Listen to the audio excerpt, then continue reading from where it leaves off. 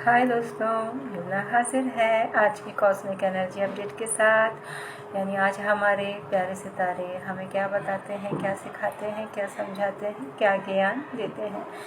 तो दोस्तों, सितारे आज स्पेशली पहले रूहानी लोगों के बारे में बताते हैं।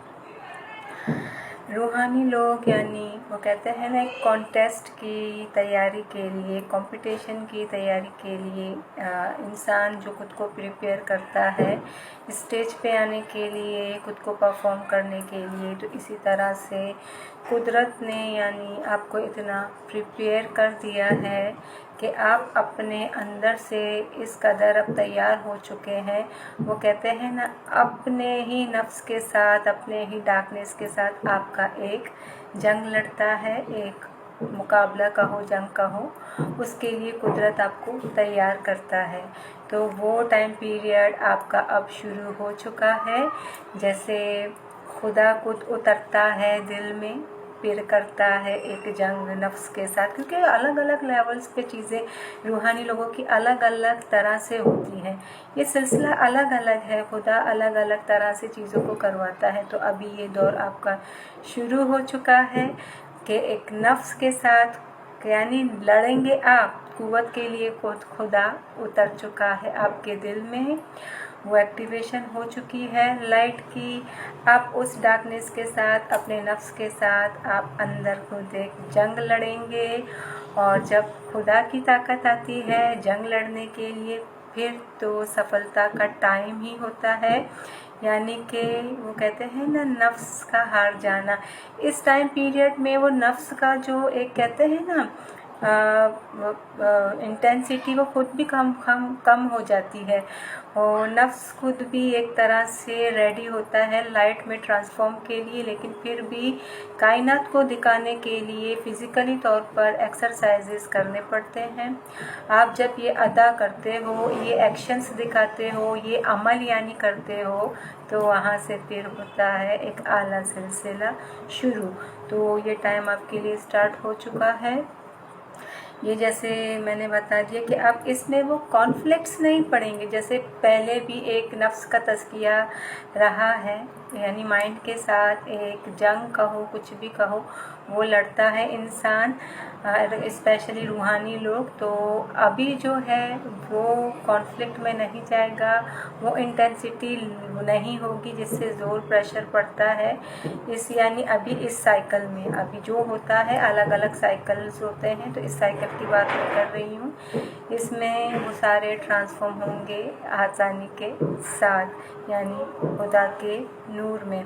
इसके बाद खुदा जो इनाम अता करेगा हर किसी को अपने ही प्रैक्टिस के हिसाब से, विल पावर के हिसाब से, या वही अपने अमल के हिसाब से, वो जिसको जो खुदा दे वो उसकी मर्ज़ी, वो खुदा को मालूम, वो किसी और को मालूम नहीं होता। तो इसी तरह से ये है रूहानी लोगों की जैसे रीडिंग थी। और इसी तरह से स्ट्रॉन्ग बाउंड्री सेंड करने का भी आपको बताया जा रहा है। अपने बाउंड्री को स्ट्रॉन्ग करें, हर एक चीज़ में नहीं पड़ना, हर एक चीज़ को बाहर से अलाउ भी नहीं करना, ताकि आप अपने इस साइकिल में जो है कामयाब हो जाएं। क्योंकि बाहर से जितने लोग आएंगे फिर वो एक दुनियावी सिलसिला होता है, दुनिया तो होता ही है। वो कहते हैं ना, एक इस टाइम कहते हैं ना कि अच्छी सोहबत में रहें, ताकि आपको खुदा वाली चीज़ें आपके पास ज़्यादा आएँ, वो आपकी सफलता हो। यहाँ पे ये बात हो रही है कि बाउंड्री को स्ट्रॉन्ग करें, अभी और ज़्यादा स्ट्रॉन्ग करें, ताकि आप अब इस टाइम पीरियड में अपने ये जो टेस्ट में है इसमें भी पास हो जाएं और अपने ब्लेसिंग्स को भी पा लें, ताकि पार करके आगे जाएं। क्योंकि ये वो सफ़र है जिसकी कोई एंडिंग नहीं होती, ये आगे बढ़ता जाता है इंसान। जैसे अपने अंदर से उन ईगो की ट्रांसफॉर्मेशन करता है, फिर उसी तरह से बाहर जितने लोगों में वो सेम चीज़ें होती हैं ईगो की, फिर इंसान उसकी भी ट्रांसफॉर्मेशन में दूसरों की मदद करता है। जैसे अंदर आप कामयाबी पाते हो, आप बन जाते हो, तो बाहर आप क्या करते हो, मदद करते हो, दूसरे लोगों को भी निकालते हो। अब दूसरे लोगों में आपसे पीछे के भी लोग जो रूहानी सफ़र के हैं वो भी हो सकते हैं, और उससे पीछे पीछे वो लोग हैं जिनका सफ़र शुरू नहीं है, खुदा उनको सफ़र में लेकर आ सकता है। और कहीं ना कहीं जैसे कुछ लोअर हैं जो रेडी ही नहीं है, उसके अंदर भी अना की एक मार करनी पड़ती है, लेकिन जहाँ जहाँ खुदा खुद बताता है उसके लिए भी यानी आपको रेडी किया जाता है।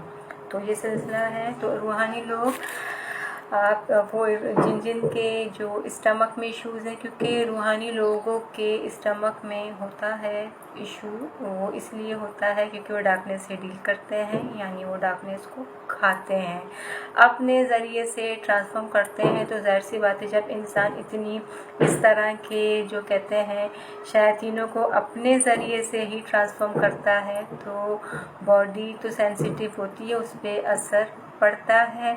और जिन जिन के स्टमक में जो है वो प्रेशर आया था, उसकी वजह से कुछ भी हो सकता है, आंतें कमज़ोर हो गई थी, जो भी है, ज़ाहिर सी बात है। या अभी जब जैसे एक काम शुरू नहीं होता, रूहानी लोग तो बचपन से उनकी वो जो कहते हैं सबकॉन्शियसली तौर पे काम शुरू होता है, तो रूह अपने अंदर बहुत सारी चीज़ों को लेता है। उस वक्त प्रैक्टिस नहीं होती, क्योंकि हम जहाँ पैदा होते हैं हमें वैसी प्रैक्टिस नहीं दी जाती। ये भी एक कुदरत का निज़ाम ही होता है ताकि इंसान सीखे। तो इसी तरह से फिर इंसान नॉलेज विजडम के साथ आता है, एक नई प्रैक्टिस शुरू करता है, अपने इस यूनिवर्स को एक नए प्रैक्टिस के साथ चलाता है, यानी पुराना पिछला हिसाब किताब तौर तरीक़ों से निकलता है, चाहे खाने पीने का या ज़िंदगी गुजारने का तौर तरीक़ा हो, उसको तर्क करके एक नए तरीके में आता है। तो हम जुपिटर स्ट्रॉन्ग होने लगता है, गुड लक आता है, आंखें ठीक होने लगती हैं, फिर वही हमारे रूहानी माप जुपिटर के ज़रिए आके आपका रूहानी ऑपरेशन करते हैं, फिर आपको आपके उस चीज़ से निकालते हैं। फिर इस यूनिवर्स की जो हमारी बॉडी एक यूनिवर्स है ना, तो अलग अलग टाइम पे एक एक चीज़ को ठीक किया जाता है, पहले दिमाग को, फिर दिल को, इसी तरह से सोचों को, बट बारी बारी फिर जैसे आंतों को, पेट को, मैदे को, जहाँ जहाँ पे जो अफेक्ट होता है वो बारी बारी आके उस चीज़ को ठीक करते हैं। तो गुड न्यूज़ है आपके लिए, स्टमक का मामला सेट होने वाला है। वो जो दुनियावी लोगों के लिए भी यहाँ पे है, जो रूहानी लोग नहीं हैं उससे हटके, उनके लिए भी ये है कि आपकी बीमारी की वजह क्या है। रूहानी लोगों की बीमारी की वजह तो ये है कि वो कुदरती तौर पे डार्कनेस से लड़ते हैं, डार्कनेस को ट्रांसफॉर्म करते हैं, इसीलिए उनके आज़ाब पे जोर पड़ता है।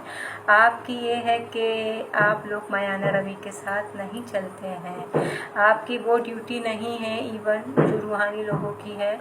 आप लोग बीमार हो तो आप लोग अपना जो है एक बैलेंसिंग लेकर चलें। आप लोग हर एक चीज़ में ना एक ज़्यादती करते हैं। खुदा आपको कोई नेमत अता कर दे तो आप लोग गुरूर में जाते हो, अगर आपसे उसको छीन ले तो आप लोग मायूसी में चले जाते हो। तो दोनों जो है वो कुफ्र है। तो वो कहते हैं ना, अपने तराजू को ठीक करें। अपना तराजू आपका अपना जिस्म है, आपका अपना अंदरूनी निज़ाम है, तो अपने तराजू पे खुद काम करना होता है। अपने तराजू को ठीक करें, कहाँ कहाँ आप अपने गलती की है, किस किस के साथ आपने ज़्यादती की है, कहाँ कहाँ से आपने अपने सर पे बोझ लिया है। तो आपकी बीमारियों की वजह आपकी अपनी गलतियां हैं, आपके अपने आमाल हैं, कहाँ कहाँ आपने किसका वो जो है हक छीना, हक मारा, किसके साथ ज़्यादती की, कहाँ किसका दिल तोड़ा, अपने ज़बान को गलत यूज़ किया, अपने जिस्म को बुरी तरह से यूज़ किया, खाने पीने के निज़ाम जो है वो ठीक नहीं है, स्पेशली वो खर्च दर्ज का निज़ाम होता है ना, वो भी ठीक नहीं है। वो ये हर एक चीज़ का हिसाब देना पड़ता है खुदा को। ये जो हम सारी नेमतें इस्तेमाल करते हैं किसकी है, तो एक एक चीज़ का हिसाब देना पड़ता है। आप लोग हद से तजावुज़ कर चुके हो, हर एक चीज़ को अजाया इस्तेमाल कर रहे हो।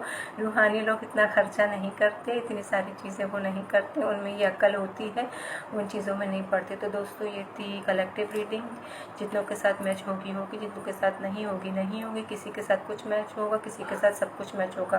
तो इसी तरह जिन जिन लोगों ने अपने प्राइवेट रीडिंग सेशंस बुक करवाने, अपने सिचुएशंस के लिए, कोई भी सिचुएशन हो या अपने सितारों के हाल जानने हो, उनकी रीडिंग चाहिए हो, या कोई रीडिंग सेशंस बुक करवाने हो, या स्पिरिचुअल कोचिंग क्लासेस बुक करवाने हो, या कोई मेडिटेशन सेशंस बुक करवाने हो, तो वो मुझे मैसेज करके अपने प्राइवेट सेशंस बुक करवा सकते हो। और प्राइवेट सेशन जैसे वो हैं वो सारे पेड सेशन ही हैं। उम्मीद है मेरी बात आप लोग को समझ आ जाएगी। तो थैंक यू।